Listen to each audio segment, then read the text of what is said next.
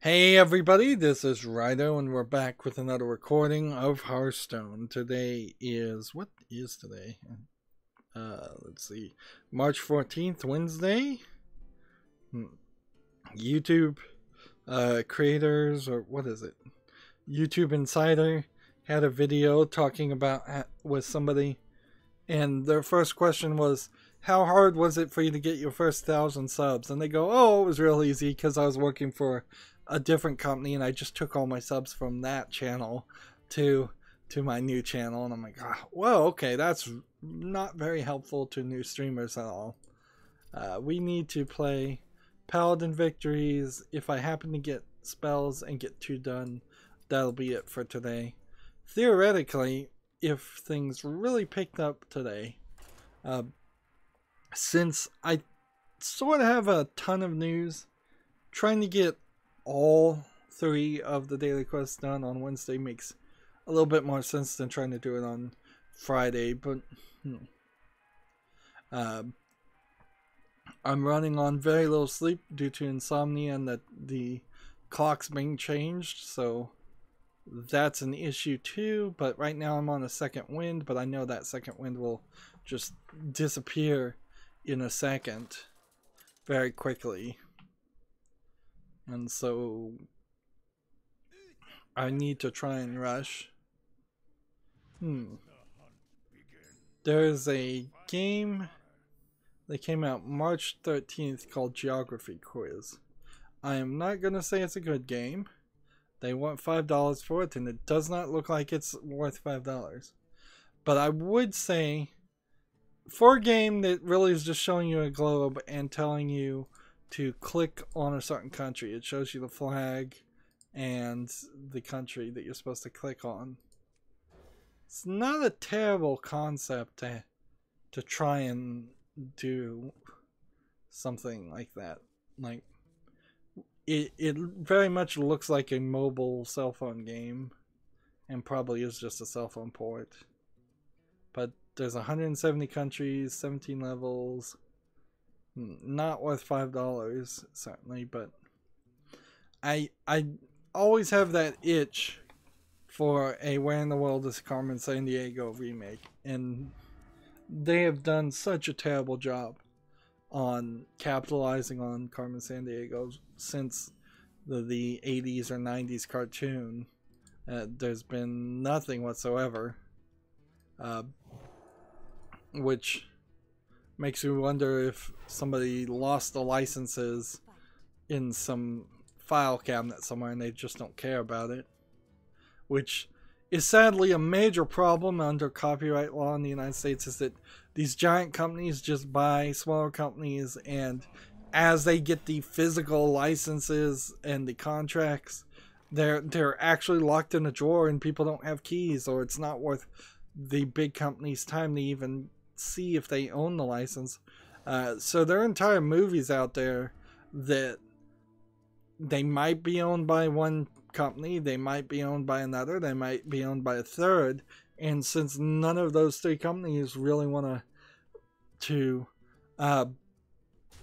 pay anybody to prove that they actually own the license to the movie, it's impossible to make a remake or do anything with it. Which then makes it easier and better just to go ahead and do your little fan movie on that project and force them to sue you, because maybe then if they'll decide to pull out the legal pull out the paperwork and then get them to settle. We already talked about it, but I wanted to mention it again. Capital Wasteland, the remake of Fallout 3 and Fallout 4, has been completely canceled. Nobody should have been surprised about that one, though. Like, any of these great sounding fan projects are going to be canceled. The one that's really going to kill people, me in particular, is when they finally come out and cancel the complete hand redrawing remake of Resident Evil 4. Like, if that actually gets to completion and gets released with is it Capcom's blessing? I would be incredibly surprised. Speaking of licensing, Rock Paper Shotgun has a article here. Alfred Hitchcock's Face has been licensed for a Vertigo game, which I don't know how many people these days would even recognize the silhouette of Alfred Hitchcock from his TV series. Alfred Hitchcock's name always gets me. I know who he is. I've seen a lot of his work. I love a lot of his work, but he's very influential, certainly. But I often forget his name. And you would think with a name like Alfred Hitchcock that would be hard to forget.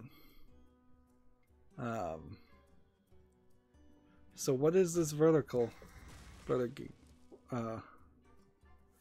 The upcoming Vertigo game, which Microids have licensed Alfred Hitchcock in license for. And see, the thing about Vertigo as a movie, you're better off watching, I would say, the Mel Brooks parody of it. It has a groundbreaking shot that, well, probably several groundbreaking shots in the movie that had never been done before. Yeah, the Mel Brooks comedy parody of it, High Anxiety, is pretty funny too. It's not like there's a lot there. Alfred Hitchcock pieces are usually psychological fears, and Vertigo is definitely that. It's a person with a fear of heights that is so extreme that he has to seek out help to break it.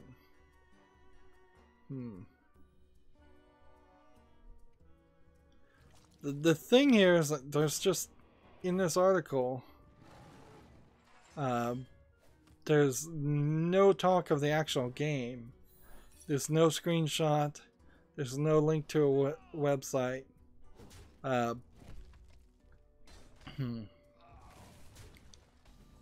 Or anything like that. So there's really no talk here. Apparently there was a game called The Final Cut that has a like 51 out of 100 points score that came out in 2001 that had a digitized Alfred Hitchcock, also made by Ubisoft. And Ubisoft is probably sitting on a ton of licenses that they failed, and they could try to reboot or remake instead of so many companies rebooting and remaking the good games. Why don't you reboot and remake the bad ones? Which that's always the joke and the argument, though. March 13th, there was Draft Day Sports College Basketball. No user reviews. This brings up an interesting thing. If you're going to play fantasy football, well, in this case, fantasy basketball, and draft and do statistics, aren't there websites that you can do that for free and play with your friends better than making a video game? Particularly buying a video game that costs an astounding $35 to just run some spreadsheets and run some ugly looking graphics. Yeah, I would highly recommend people not buy this game, and that explains why it has no reviews. I bet nobody is going to pay that much for a game that looks that poor in quality.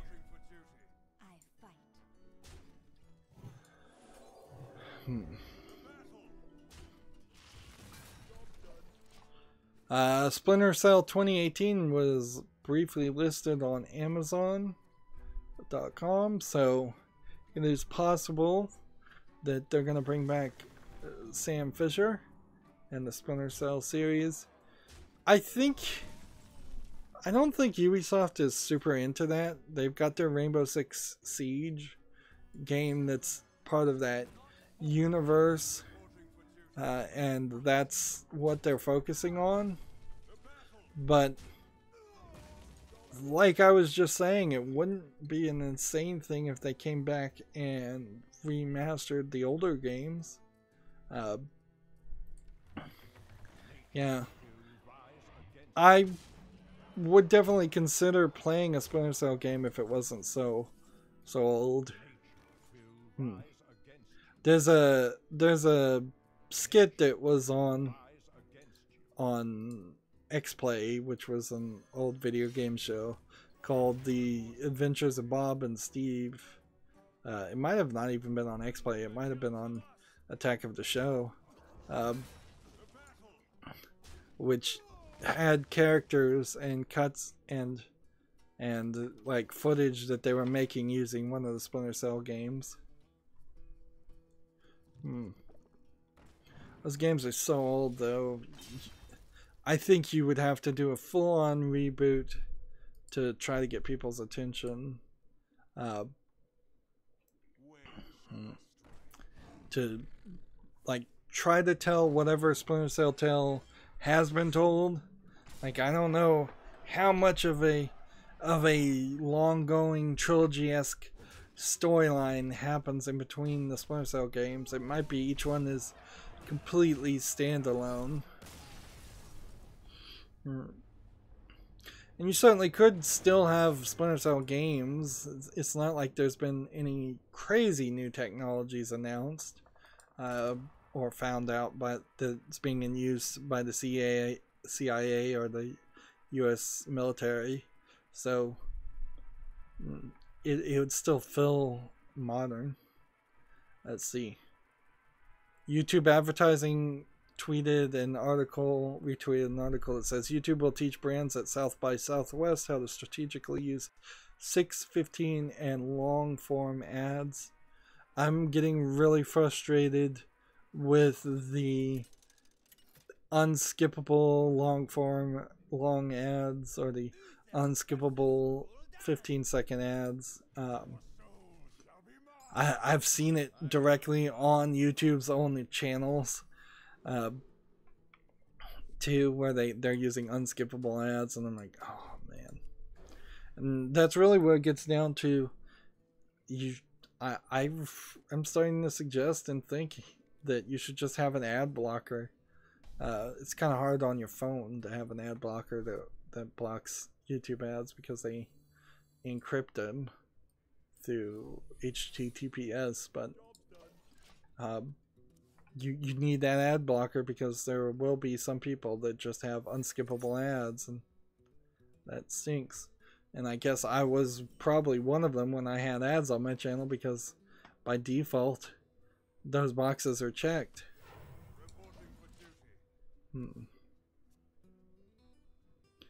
There's a game that came out on March 13th called Hakoki Edo Blossoms.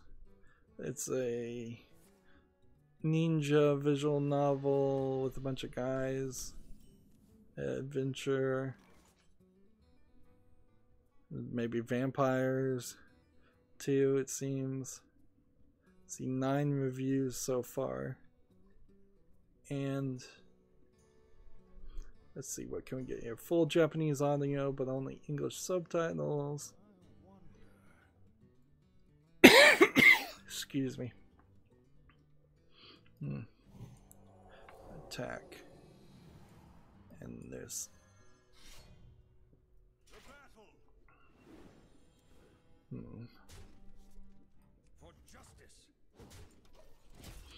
You start by choosing one of 12 handsome bachelors and fall in love with Japanese history's most famous warriors. Oh, so it's like famous samurai. And it seems like only one of the reviews is in English, and it's rated high, recommended. And everything else is in Japanese, and most of those are rated recommended too. So yeah, another visual novel. I think at a certain point I need to decide when not to report on visual novels.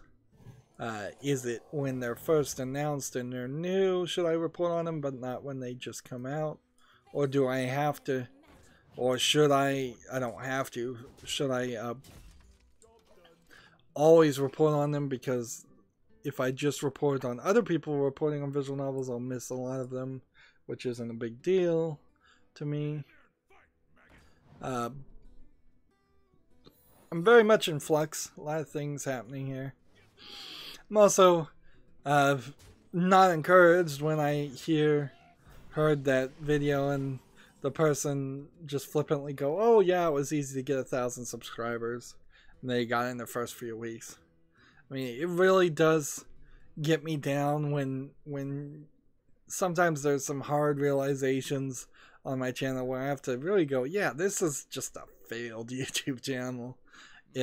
Because I didn't go for the flashy thumbnails, and because I didn't go for the clickbait, and because I wasn't just trying to get views above everything else, because I was actually trying to have a community and people that actually wanted to watch my footage.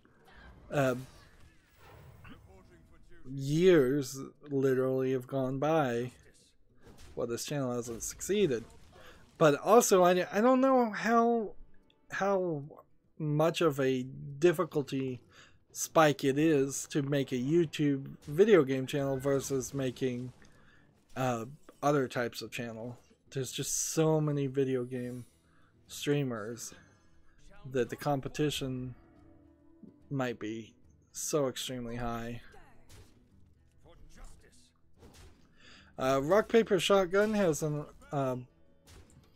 article, what developers think of Steam reviews. I think for the most part they hate them. Let's see if we can, without reading this whole article, pull out some things, some quotes. Just quote mine this article.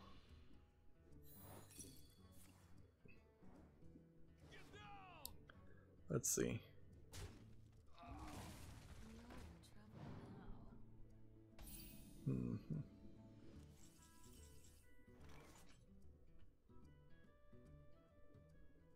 Hey, here's a line. While Steam reviews can be useful in this way, the developers stress that they aren't the only important source of feedback, which I think is probably fair. Like, I think also a lot of video game creators want to be in a bubble. They want to hear only the things they want to hear. So I mean that's why we get some weird decisions in movies and games, is because they've been tested against the audience that they wanted to sell the game to, and that audience may have been a lot smaller. And without immediately going into a rant about how California people think everybody is exactly like them, and they totally forget about people who are not like them at all around the world. They're often very surprised when their games don't sell in the 7 billion category, that every single person on the planet, regardless of age and ability to pay, or just where they live and what language they speak, all that gets forgotten. And that's an exaggeration, certainly. Let's see. Cliff Harris, founder of Pause Tech Games, says, I don't find reviews as helpful as forum discussions. They are often too short, they are rewarded for being funny, and developers are told not to reply to them in most cases. Harris is referring to the user's ability to tag reviews left by other users as helpful, not helpful or funny. The tags are designated to let the users filter out specific kinds of reviews, but they can also incentivize users to write reviews that prioritize being funny rather than helpful, which is fair enough. I do think that is a consideration and a problem.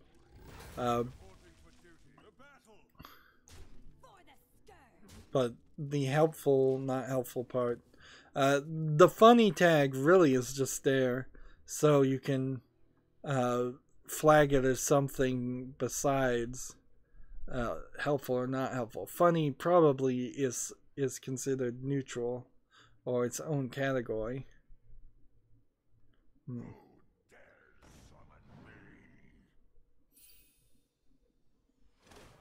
Like, here's a quote: unless 5 to 10% of players are ranking something, you aren't going to get realistic appraisal of a game.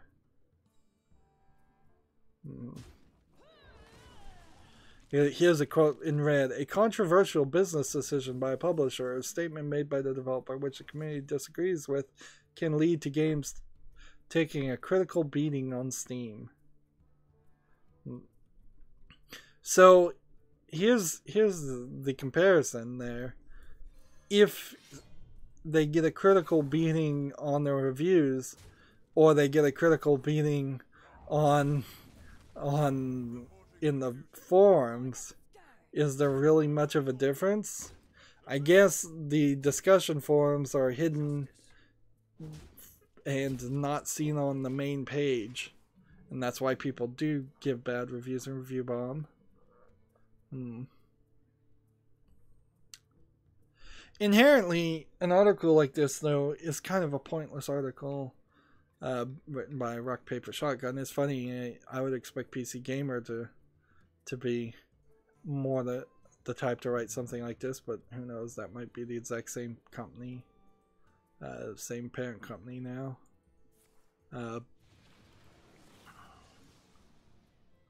Let's see.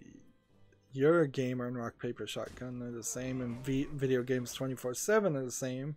Jelly Dills and US Gamer and GameIndustry.biz and Nintendo Life are all the same, but not PC Gamer.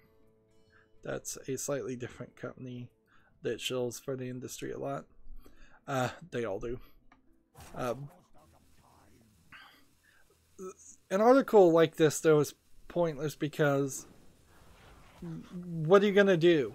Get rid of Steam reviews? Have less feedback and less assistance to people who are trying to make purchasing decisions? Like, that's the only argument you could possibly make. Sure, reviews might be a little bit improved, but on Valve they work. You have your thumbs up, your thumbs down.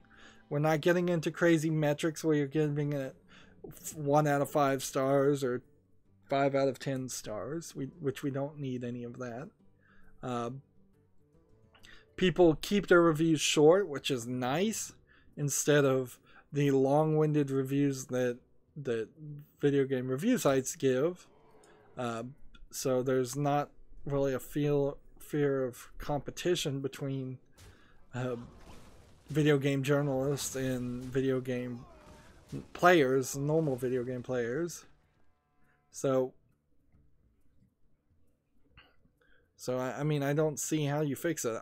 I would not get rid of the funny tag. I would add more tags. More data, the better, is almost always the case. Let's see. Game came out March 13th, called Clawface. It looks weird, and because we've hit this level where any kind of Unity asset flip can look pretty good, and it's kind of amazing that they all don't. I just don't know if there's anything here in this twin stick shooter game. It looks like a lot Robotron, basically, which certainly we could use a new Robotron. It's a free game, so I guess I can't really complain too much. So if you want to go play Clawface, that's fine. And all 4 reviews seem to be positive. So go check out Clawface for free. And I think I've won. Nice. Your Gamer says Pillars of Eternity 2 Deadfire release has been delayed a month. So all that advertisement for Pillars of Eternity 2, not super helpful. And see, I only need one more Paladin victory, so I'm just gonna stick with it and hope I get like a fast disconnect. Theoretically, it might be smarter to move over to the European account right now. Let's see.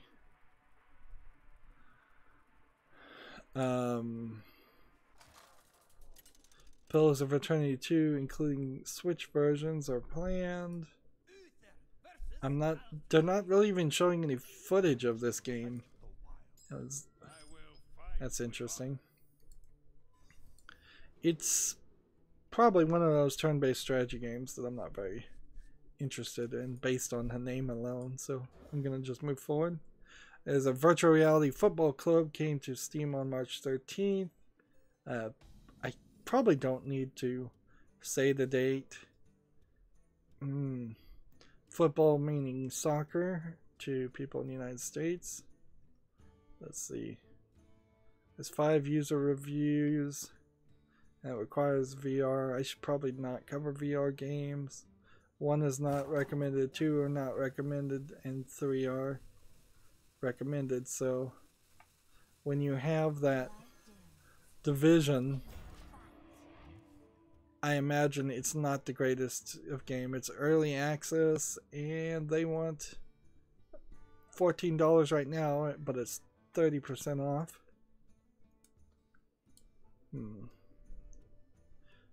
The Raven Remastered came out on the 13th, and it is, let's see, a remake, I believe, of an older game, and I think it's a full-on remake. I don't think it's just a remastering of an old game, although the graphics don't look incredibly great. It still has, it's hard to make an argument for a PlayStation 2 era graphics, 3D graphics, but what I would say, it's not PlayStation 1 level of polygons, but it's not a modern expected level of polygons either. It's somewhere in the middle. This is a THQ Nordic re-release, which THQ Nordic is just re-releasing everything. So I think I'll wishlist this. The remastered version is $15 because 25% is off, but if you buy the deluxe edition, you'll get both the Raven and the Raven Remastered. And yeah, the graphics are touched up, but not by a lot.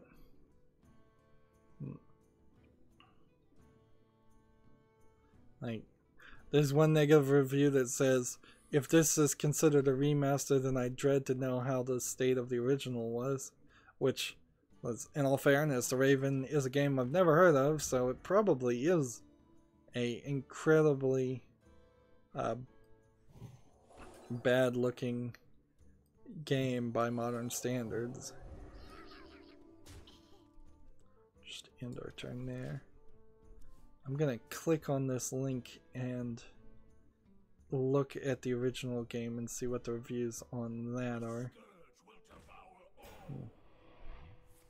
So click on the Raven. The Raven is rated mostly positive, 75% of 530 users, and let's see. It's also known as the Raven Legacy of a Master Thief. Yeah. PlayStation 2 era graphics is, I guess, what I would call this. And this is also being published by THQ Nordic. But here's the trick. The Raven Remastered webpage on Steam has replaced it. So when I clicked on the Raven, it just brought me back to the Raven Remastered. So it's showing me the remastered graphics. It's showing me information that is inaccurate. Tricky. Well, or at the very least, they have made it in such a way that you can't buy the Raven without also buying the Raven Remastered, so you have to pay the higher price. Well, we got all of the quests done for the Asian account. Let's move over to the European account.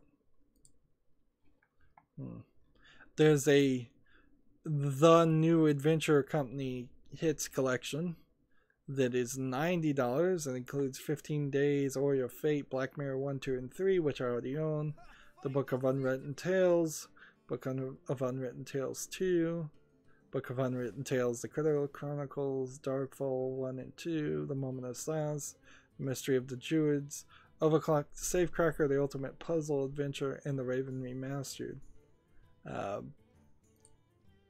See, if I was to add this to my account, that complete collection does not reduce its price based on games I already own. So I don't think I'd ever do that. Let's go ahead and get rid of playing mage cards and instead play warrior and shaman cards on the Tavern Brawl. Or, you know, maybe we play shaman and then go for warrior the other direction.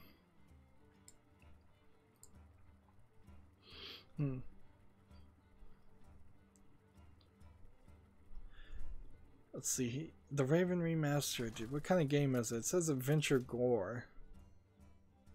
And it does seem like it is an adventure game of old style. Doesn't seem like it's a point and click adventure directly, but it might be. Some of these old games, though, are exactly what I would want. Like, they're the style of games I would want to play. They're different things that people haven't seen before, things that would have been overlooked. If I just play Borderlands 2, which I will certainly play Borderlands 2 at some point. There's, see, which one of these would be cheaper? These, I guess. Cheap cards for cheap cards. But yeah, if I just play all the Halo games and all the Call of Duty games and all of that, I'm not covering anything new. I'm not building my own niche. Plus, those aren't the games that really interest me. The Raven Remastered actually does interest me as a game I've just seen. I'm willing to overlook the artistic style and say, okay, it's a remaster of an old game and give it a chance. And maybe I'll have a bad experience, and often I do have bad experience. But I'd rather try something new and different than just play something that I know is going to be iterative and mediocre from the word go.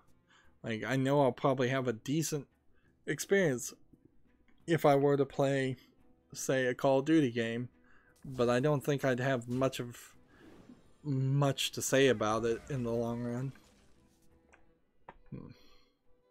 And that certainly doesn't help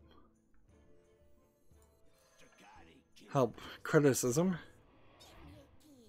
Let's go ahead and kill this one.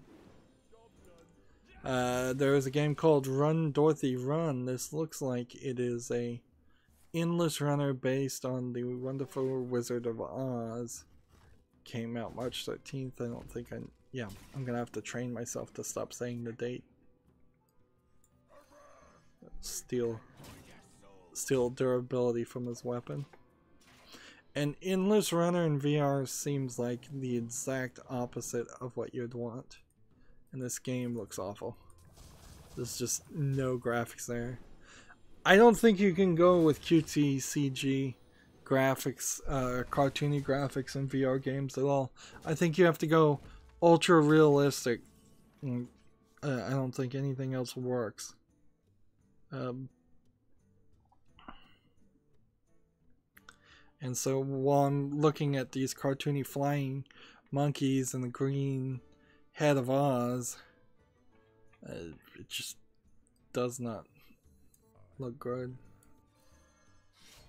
And then this game is $15 for an endless runner. Yep, that's one to skip. Just kill that.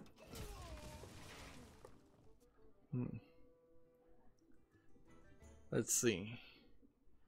Gamma Sutra has a article, Improbable Partners with New Studio Founded by ex-Halo developer. The first project from Midwinter Entertainment, a studently recently founded by former 343 Industry Studio head and Halo series creative director Josh Holmes, will use Improbable's spatial OS cloud computing tech thanks to a partnership between the two companies. This is more of an industry insider article more than anything else. We still need to find out what he's working on and what game he's planning on, what type of game and what game exactly he's planning on creating.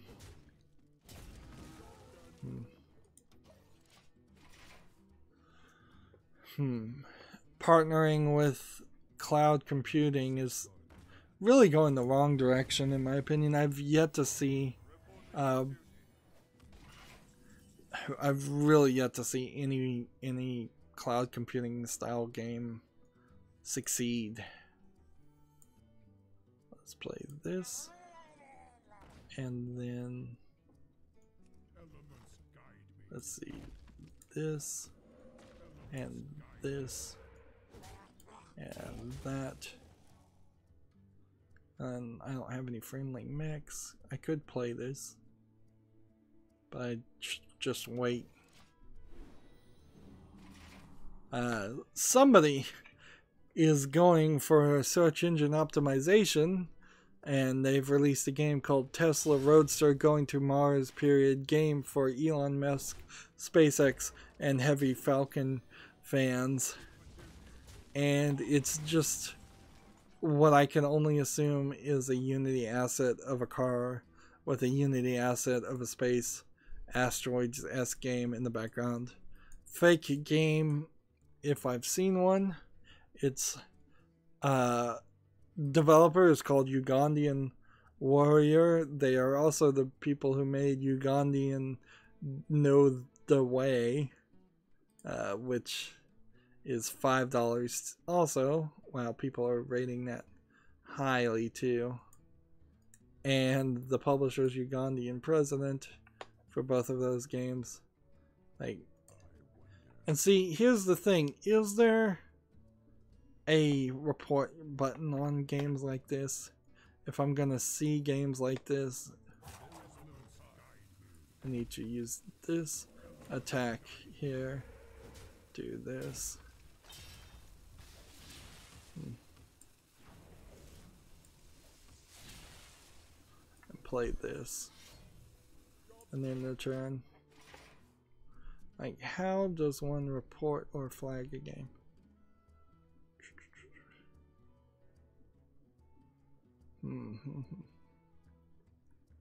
Let's see. Not interested. You can mark things not interested. Here's a flag. Report this product. What do we do when we report a product? Let's see. Hate speech, offensive, broken, pornography, fraud, to suffer fraudulent attempts to get sensitive information such as your Steam credentials, child experimentation, legal violation, contents harmful, the software modifies it, adult content, like it includes adult content that isn't appropriately labeled or age gated. If you'd like to report copyright infringement and file DMCA, click this link at the bottom. Uh,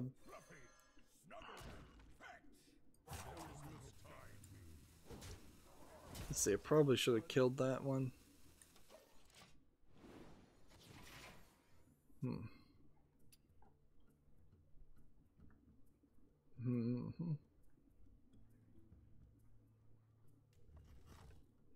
Broken. Defamatory. So there's no fake game category on Steam. So, like, I can't really flag it and be honest and say hate speech or offensive, because from what I see, there's not really anything offensive about it.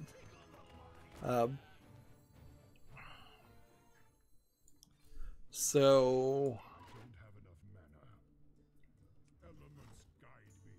yeah, puts me in a weird position if you want to report fake games. I guess at the end of the day, it doesn't matter, too. There's, like...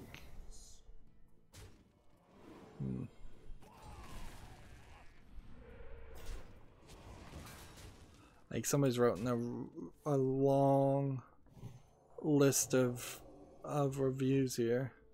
2 out of 10 garbage for the 1 negative review. And yet it says at the top, no user reviews at all. Because it doesn't count games that were received for free or pre-release games. And see, they can't even do the trading card things anymore with these fake games, so there's really no reason anymore to try something like this. Yeah, I spent too much time on that. Borderlands tweeted out some video story they have about Tiny Tina. Like, I don't know if it's just some flashbacks and some advertisements. Keeping Borderlands in the minds of people and Tiny Tina in the minds of people, which implies the assumption that you probably could have made anyways, that Tiny Tina was going to come back and play a part in Borderlands 3. The only reason why you would for a second think she wouldn't come back is if she was actually voiced by a child voice actor, which I do not believe was the case.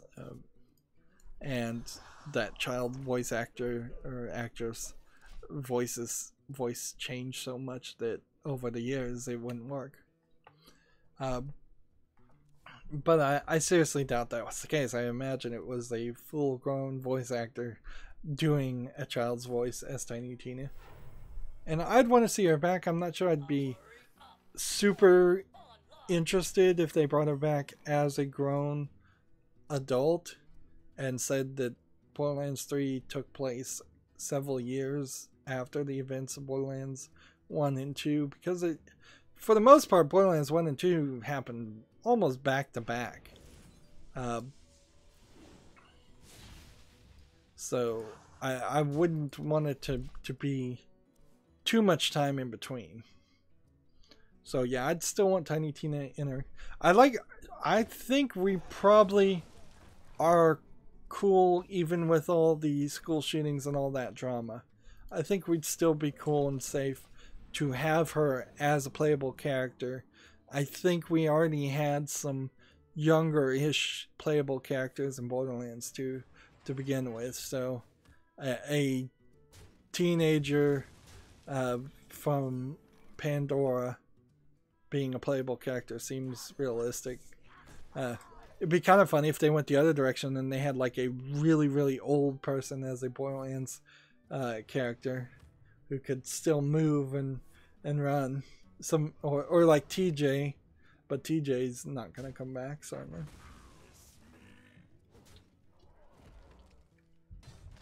Sadly, Scooter's not gonna come back because the person that worked at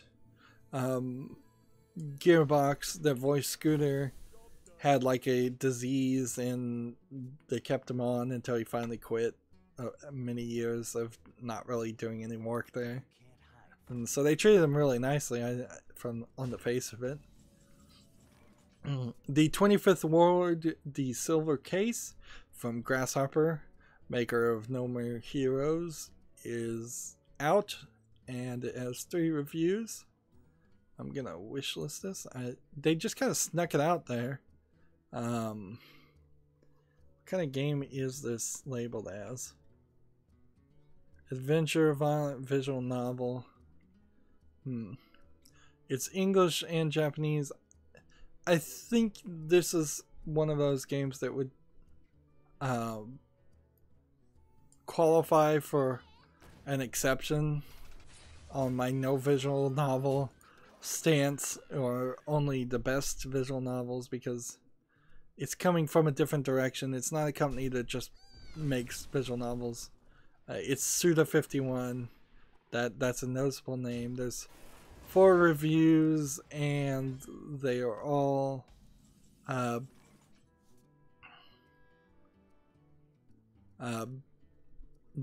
positive. It is right now on sale, where you could also buy the silver case and the 24th Award, the silver case, which I guess are slightly different games, or maybe not. I have to look. Right now it's on sale for $27 at 10% off. That is a high price, though. It's a high price for the level of graphics that you're seeing in the visual novel-esque of this. This is definitely a game I would recommend people wait on. And let's see. Taunt. Oh, why did I give myself taunt again? I should have paid more attention. Like, the silver case in comparison is 60% off right now, and it's $8. By default, it's $20. And those are really the only 2 games with the developer Grasshopper manufacturer. And the publisher is NIS America, so there's a ton of NIS America games. Let me just read the description here and see if this is a sequel. It's 5 years since the events of 1999's The Silver Case. It's set in the new 25th Award that arose. So you wouldn't even really want to play this game until you've played The Silver Case, because it is a direct sequel. A niche title, certainly, though. I could certainly understand why a lot of people wouldn't want to spend the time to play something like that. Let's see. In the turn, there's a game called Trick Shot that has no reviews. It looks like a very simplistic pool simulator, top down, not 3D graphics. See if there are actually any reviews. No reviews. It's selling for $2, no sale, which certainly is a mistake these days. So we don't need to say anything more about Trick Shot. QUBE 2 is out, and it's rated positive. 88% of 25 users say it's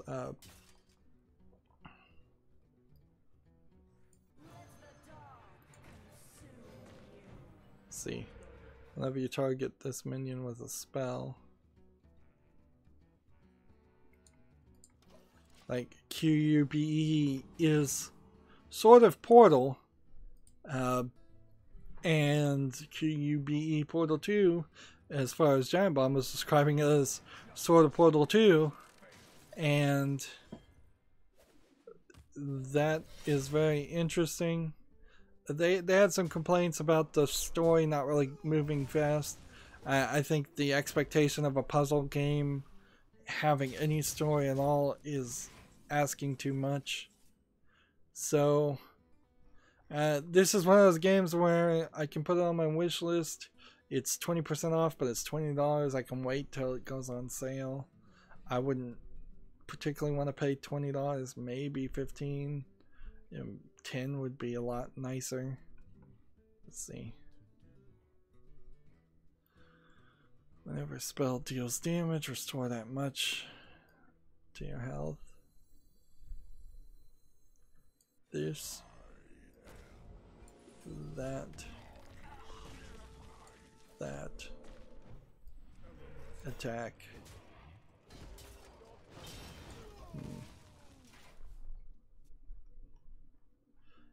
QUB looks like it could be played on a VR headset, but it doesn't actually have VR integration. Yep, this is why I really wish Steam had a better system where you could label things or have things in some kind of order, because a year from now, when Cube 2 is on sale, I'll have totally forgotten it. Let's see.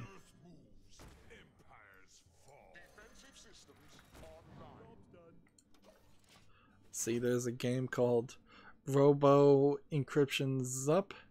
No reviews. And it looks good, but it could also just be a Unity asset flip. Like, I'm looking at a 3D world platforming looking game with a robot walking through mazes, and elements seem moderately well integrated, but it's so easy to just make asset flips that, like, this game is 15% off for $4.24. It seems kind of like a basic puzzle maze runner. It's made by a developer called Encrypt Group. This is the first game they made, and just for that reason alone, and for the fact that the game just doesn't have any standout appearances or properties. Let's see. Let's play a little Control.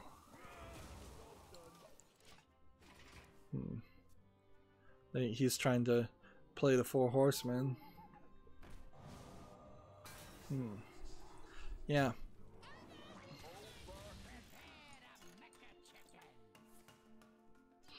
Yeah, I just can't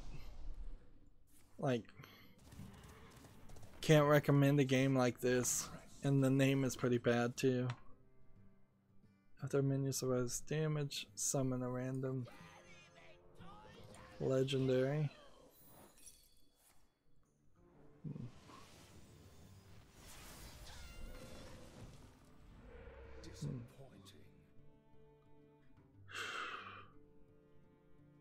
So what are we gonna do? We've got this we gotta kill. We've got this we've gotta kill. And we've got this we gotta kill.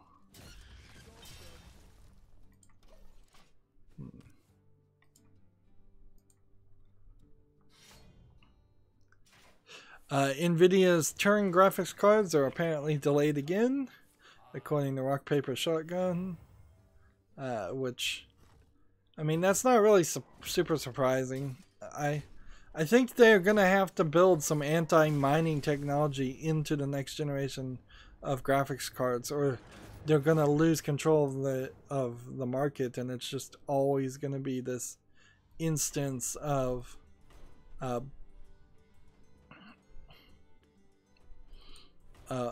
really bad shortages on video cards, and they can't run an industry between NVIDIA and ATI AMD with a bunch of shortages. You're gonna see third and fourth parties pop up and make alternative video cards, like Intel already kind of has their integrated HD graphics, but if there's more competition, I guess that wouldn't be a terrible thing also.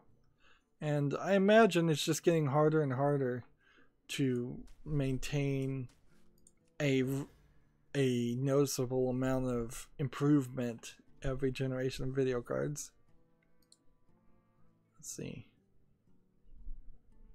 Gonna go ahead and skip that article. This is just a trailer. Gameumentary, which is a Twitter YouTube page. What is it? Yeah, YouTube channel is going to do a documentary on Darksiders franchise. If that interests anybody besides me. You know, it's really funny. I would have sworn that Battlefront had its microtransactions turned on, but they actually haven't. Also, Nier Automata has sold or shipped 2.5 million copies, and they still haven't done that PC patch they promised, and they probably never will. Yeah, I could have sworn Battlefront still had the microtransactions. Your Gamer has an article, canceled Star Wars Battlefront 4 art shows Darkseid, Luke, and Jedi Maul. And let's see if I can zoom in these photos a little bit.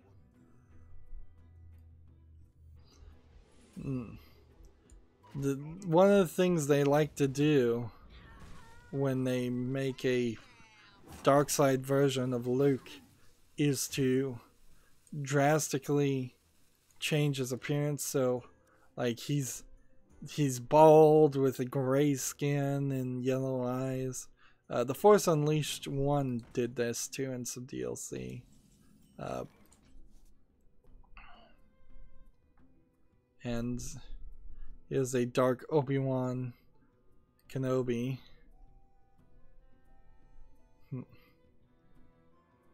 The same thing, gray skin. At the start of your turn, attack an enemy, a random enemy.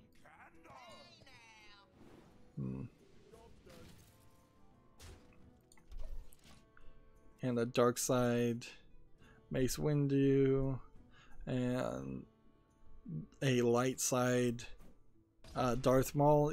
I mean, it's not a terrible thought to swap all the characters. A Emperor Vader, which is Darth Vader's suit with just flags on it as a concept. A Jedi Leia, which they really dropped the ball there. A Darkseid Leia. Wow, is that her in?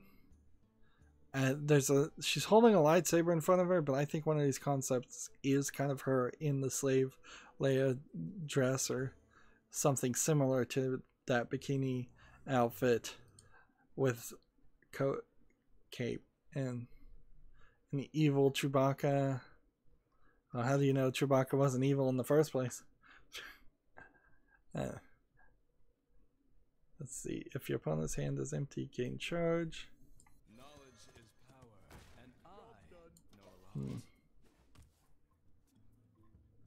So yeah, it kind of seems sucky that Battlefront 4 was canceled. They had some ideas, but I imagine those ideas wouldn't have been approved in the first place anyways. This will be the last game we play, so I need to remind myself. There's a game called Duder, D-U-D-E-R. It has 5 reviews. It came out March 13th. It looks like a walking simulator horror game. I don't know why it would have that name, though. Like, that doesn't for the second feel like the right type of name for a game like that.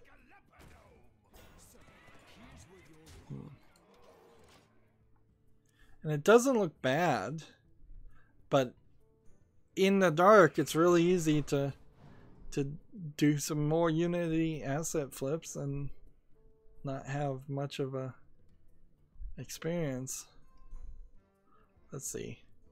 This game is like Slender Game with finding pages, but it's not the monster that makes it hard, it's finding the pages, which I found that was probably the case on most of them. And that's the only English review is negative, and then here's one that is positive, yet it wasn't being shown to me. I don't know why. Maybe because they're fake reviews. Or maybe because some reviews get labeled as not English when they actually are English, which I don't know how that would happen.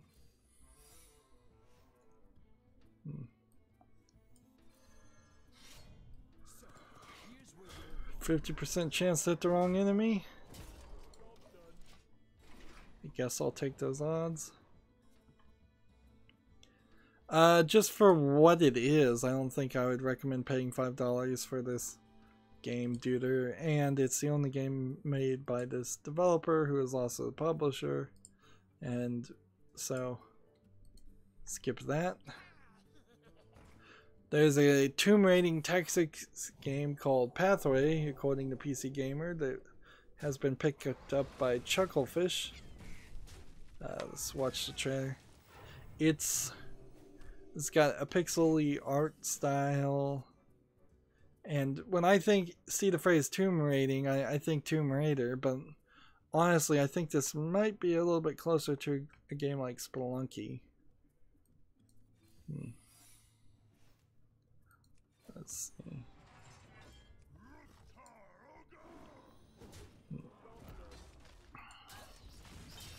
Yeah, let's see. There's a whole RPG elements. There's purchasing items before you go into the tomb. There's lines of dialogue.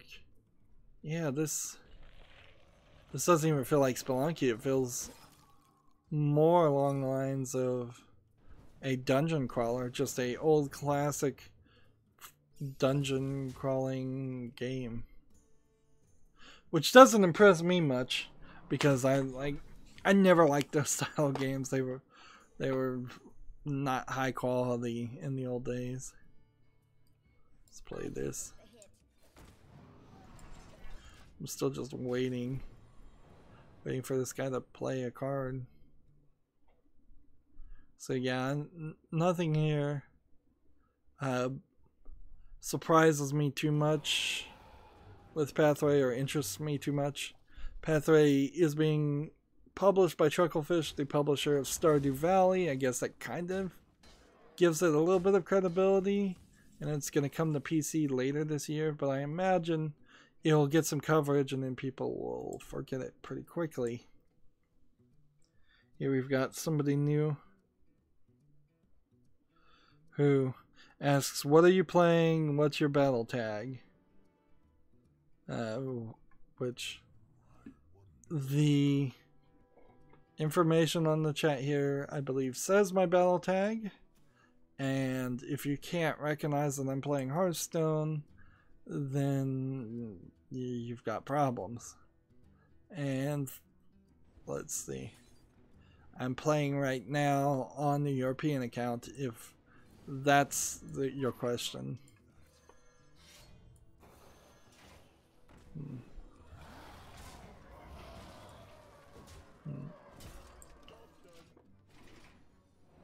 A game called Song of Memories Encore Edition has been announced. Available exclusively at Rice Digital, which I have never heard of Rice Digital. It's selling for the massive $100 for PlayStation 4 and the Switch, both in the United States and European. So this is one of those games I imagine that they knew wouldn't sell to the mainstream Western audience, so instead they're making expensive editions. This looks like this might be a visual novel, dating simulator, sex game. Maybe not. There's at least a couple of things here in the picture that implies there's going to be some stuff in it. Let's see. It's described as a romantic visual novel.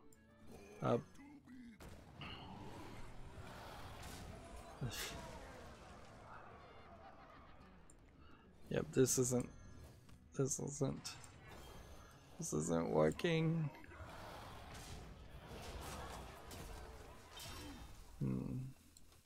This is not working at all. Yeah, romantic visual novel with a dark and sinister underbelly. Song of Memories is an adventure that made waves in Japan for its unique and innovative take on the genre and discovered the thrills of finding your soulmate in a memorable musical love story and prepared to fight for your love in the most testing of times as an apocalyptic virus begins sweeping across the world and threatens to infect those closest to you.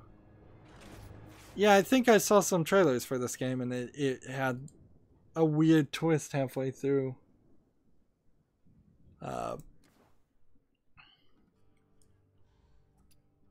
We are ever so slowly making progress here. We are slowly playing warrior class cards, overload cards, and spell cards. It's very possible that we will finish all of these at the same point, or maybe not. Anyways, we've gone another over 45 minutes, so this is a good point to break up. Stay tuned if you're watching live. Otherwise, as always, I ask you to like, share, subscribe, comment, and watch every second of my videos. If you want a friend or follow me on any social media sites, there's a whole bunch of links down below in the description box. If you want to support me, give me a game on Steam. Thank you for watching. Have a good evening.